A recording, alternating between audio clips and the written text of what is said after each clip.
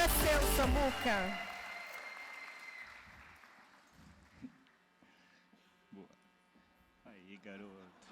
Seu lugar. Quer falar, Capone, ou vai deixar para mim? Para a galera deficiente visual, tô com o meu cão-guia aqui do meu lado, ele está do meu lado esquerdo. Eu descobri que eu ia perder a visão com 11 anos de idade. Foi um diagnóstico que era incerto, não saberia quando isso aconteceria. E, a partir disso, considerando um contexto de ter, sim, nascido numa família com muito amor, muita vontade de fazer as coisas darem certo, mas numa época que o conservadorismo e tudo mais olhava para a minha realidade como algo muito ruim que estava acontecendo. Então, eu via à minha volta, durante a minha infância, pessoas constantemente pedindo para Deus que me curasse, né? Então, sempre essa coisa de ter algo de errado acontecendo comigo foi muito presente.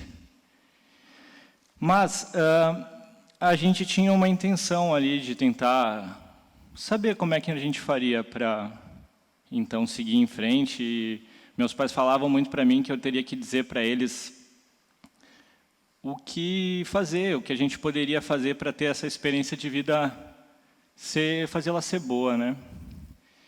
E eu pensando com 11 anos de idade, nossa, tem coisas que eu só posso fazer com a visão que eu tenho hoje. E um dia, talvez eu não possa mais, então é melhor eu ir atrás disso, né? E uma das coisas que eu identifiquei que eu queria muito fazer, eu tinha um sonho muito grande de aprender a dirigir, andar de moto. Eu tinha um amigo que tinha moto de motocross, ele me ensinou a andar, e com baixa visão ali, com meus 11 anos de idade, eu já estava andando de moto. E aí eu fui atrás de viabilizar essa forma de me experienciar no mundo em cima de uma moto, sentindo a perspectiva de liberdade e potência que isso poderia trazendo para interagir com essa realidade que estava acontecendo, né? Eu passei a vender chiclete, bala e pirulito na escola para juntar dinheiro para comprar essa moto, porque se eu chegasse baixa visão ali já com toda essa questão, pedisse para minha família, me dei uma moto, era algo totalmente... Minha mãe ia dizer que esse guri estava louco, né? Aí, com o tempo, consegui realizar esse sonho. Eu acho que ter andado de moto foi uma coisa que trouxe, então, vários aspectos positivos, mas chegou aos 18 anos ali e estava toda a galera na vibe de fazer carteira, de liberdade, vida adulta, faculdade e tudo mais. E eu estava tendo que parar de fazer motocross por uma perda da visão que ocorreu ali por volta dos 18, para começar a me locomover de bengala. E eu não acreditava no início que era possível uma pessoa se locomover por tudo que é lugar e ter sua vida autônoma com uma bengala apenas, assim. Até há pouco eu estava saltando de moto e aquilo que para mim era uma perspectiva de movimento, né?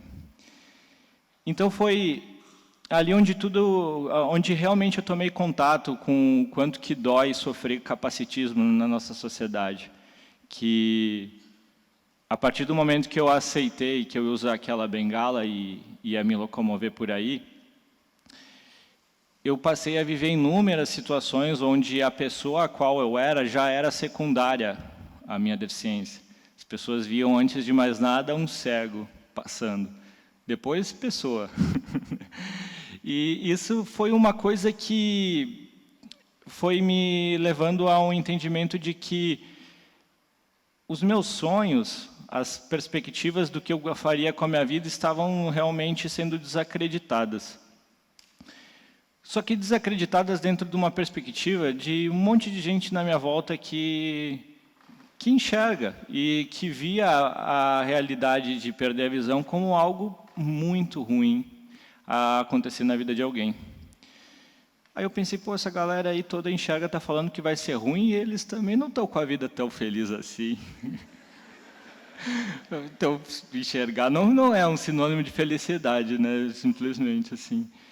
E eu fui buscar entender isso, tá? Então não está nessa questão do sentido. Fui sempre questionando bastante esses aspectos que me faziam desacreditar e eu percebia que eu não tinha muitos referenciais para fazer as coisas que eu queria fazer e que as coisas estavam ficando cada vez mais difíceis, progressivamente. E que eu deveria buscar ferramentais e experiências que me fizessem me sentir capaz realmente, então, essa luta contra o capacitismo, de que eu poderia experienciar a vida que eu quisesse, buscar ir atrás dos meus sonhos e tudo mais. E enquanto eu estava ali, dos 18 aos 23, eu consegui fazer grandes realizações na minha vida. Eu corri o Campeonato Gaúcho de Mountain Bike, fui um atleta patrocinado, fiz cicloviagens, corri maratona, fiz diversas coisas que me faziam estar em contato com a coletividade, conhecer pessoas que viabilizavam isso, e a gente podendo realmente perceber ali um processo mágico de inclusão acontecendo pouco a pouco. Foi quando que, com 23, aí, em questão de 15 dias, até os meus 23, eu tinha ali 6% de visão, que é muita coisa no universo de nada. Em questão de 15 dias, eu deixei de ter essa visão e passei a... Hoje percebo apenas claridades e não tem cor, não tem profundidade, é realmente algo bidimensional. E isso foi um grande choque para mim, em função de que eu tinha casos de pessoas com a mesma doença, chamada retinose pigmentar, que estavam lá com 50 anos começando a perder a visão. Eu pensei, até os 50 anos, se eu estou com 13 andando de moto, até os 50 eu vou ter aproveitado bastante. E aí, de repente, com 23, eu já estava tendo essa experiência. E eu resolvi que eu ia fazer um mochilão. Eu queria ter conhecido Floripa antes de perder a visão. Morava lá na Serra Gaúcha, eu nasci lá. E eu resolvi que eu ia chegar de carona, sem planejamento, porque eu queria uma experiência longe de tudo que eu conheço, de todos, e sem visão, e poder perceber como é que seria essa experiência, né? Eu fui pegar a estrada, e aí, de novo, esse movimento todo de encontro comigo, me colocando em situações, muitas vezes, de pessoas que, então, acreditavam, o cara está buscando uma boa perspectiva na vida, mas também teve gente que parou para me oferecer carona, que resolveu que o melhor seria me levar para o hospital psiquiátrico. Não, cara, eu só quero viver, me levar se eu estivesse trancado dentro de um quarto, né? Enfim, consegui argumentar com eles, eu não fui internado, já segui minha viagem, feliz. E dentro desse processo, eu conheci Floripa, observei a cultura de lá muito global, muito menos preconceituosa da que eu vivia. Eu tinha um antigo sonho de aprender a surfar e viver mais em contato com a natureza, sempre foi algo que eu busquei. Aí eu pensei, agora então é hora de fazer esse recomeço, vou me mudar para Floripa. Fui morar em Floripa e gerou muitas possibilidades, e uma das grandes dela, e talvez vai ser difícil superar essa, uma das grandes conquistas. No exato dia que eu completei 1 ano dessa grande mudança que eu fiz na minha vida, eu tive a felicidade de receber o Capone. Então, eu estava há 6 anos tentando, estava na fila de espera. Cão-guia é uma coisa muito rara no Brasil, tem em torno de 500 mil pessoas cegas e uma média de 200 cães-guias em atividade na atualidade. Assim. Então, é algo muito raro de conseguir, mas era algo que eu realmente pensava, das formas que a gente tem para experienciar a vida enquanto uma pessoa sem visão. O cão-guia deve ser que nem o Mario quando encontra o Yoshi e que tudo vai mais rápido, as possibilidades aumentam, e é verdade, gente, né, Capone? Capone é meu Yoshi, mas eu ando do lado dele, gente. E o legal disso, que foi sempre uma constância desse desenvolvimento e dessa conexão que a gente passou a ter. Então, não foi fácil logo no início. Aprender a andar de cão-guia não é simplesmente pega na alça que ele é um robô, uma máquina que está com o Waze ligado. ele é um animal, né? E se distrai né? Tem toda uma questão emocional dele. A gente passa muitas vezes por ataques de cães soltos na rua, várias situações de estresse que a gente tem que administrar em conjunto. E logo de cara eu já vivia sozinho em Floripa e de repente eu estava ali com uma vida dependendo de mim também. Eu estava tentando organizar as coisas comigo. Daqui a pouco já chegou mais uma. Agora eu virei pai de pet. Como é que eu... De repente assim descobri, né? E aí foi uma jornada que ele foi sempre me ensinando. Ele me ensina até hoje. Tipo, a tranquilidade que ele está aqui eu queria eu estar também, né? E ele me ensinou uma das coisas mais valiosas, assim, que eu acho que tem muito a ver com todo o processo de a gente entender a nossa própria natureza humana, assim. E qual que é o nosso jeito real de ser, considerando que, independente de a gente ter uma deficiência ou não, todo mundo é diferente.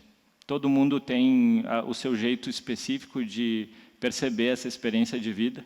E eu entendi que eu precisava aceitar cada vez mais a minha realidade e me entregar para um processo realmente mágico, onde esse animal pudesse fazer parte de mim mesmo. Então, cara, então tu é parte de mim. Porque no início eu falava, Capone, vamos para a direita, que quando eu usava a bengala, por ali era o lugar certo. Ele já observou um caminho na esquerda, já queria me levar por lá, e aí eu com iniciativa, ele também, nós nunca brigamos, assim, a gente tem uma relação boa, mas teve essa questão, né, de eu ver que, pô, agora tem que escutar ele. E com o tempo, essa comunicação foi realmente aumentando. Hoje parece que o Capone fala na minha mente, assim, quando eu vejo ele pediu água e eu não escutei nada, assim. O que é muito legal.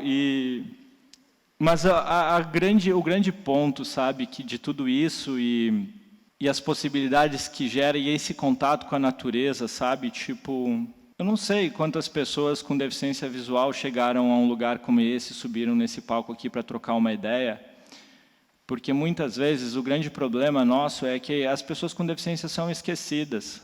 São esquecidas que elas fazem parte da natureza humana, né? Existem pessoas que adquirem deficiências, pessoas que nascem com deficiências, e aí a gente ainda esquece muito. E as oportunidades realmente são muito reduzidas na grande maioria das vezes, e o nível de esforço que tu precisa dedicar na experiência da tua vida para chegar em mesmos lugares e talvez trazer uma tentativa aqui de trazer um pouco dessa realidade para a lembrança de vocês, para lembrar que isso existe e que, diferente de um monte de ideia pré-concebida que a gente não sabe como é essa realidade, a gente tem que acreditar que há possibilidades, porque é da natureza humana. Então, a partir do momento que o Capone trouxe isso para mim, eu consigo perceber que a vida tem mostrado oportunidades de colocar e levar isso adiante, e a gente entender que a vida é um processo realmente colaborativo. E que se a gente quer fazer que as coisas evoluam e que essa experiência aqui seja cada vez melhor para todo mundo, a gente tem que lembrar que tem gente diferente e levar isso para a nossa natureza humana, que a gente também é diferente. Que a partir do momento que isso for internalizado com a gente vai saber o que fazer. Se vai ser seguir a galera com deficiência no Instagram, se vai ser buscar fazer amizade, se vai ser transar com uma pessoa com deficiência, seja o que for. Aí tu traz ela para a sociedade, tu gera espaço e talvez lutas como eu fiz, de ter que falar para um cara que ele não precisava me levar no hospital psiquiátrico, e sim me dar uma alternativa e uma oportunidade de seguir em frente. É esse o processo, sabe? A gente lembrar delas. E hoje, chegar aqui e poder trocar essa ideia, para mim, é uma grande realização dentro de um processo todo onde não foi fácil assim falar dessa forma como hoje eu posso falar, e a gente poder também trazer um lado legal, com bom humor disso. Então, gostaria só que, a partir de hoje, vocês coloquem a intencionalidade de lembrar das pessoas com deficiência e o que vocês podem fazer para gerar mais oportunidades. Muito obrigado. Obrigado.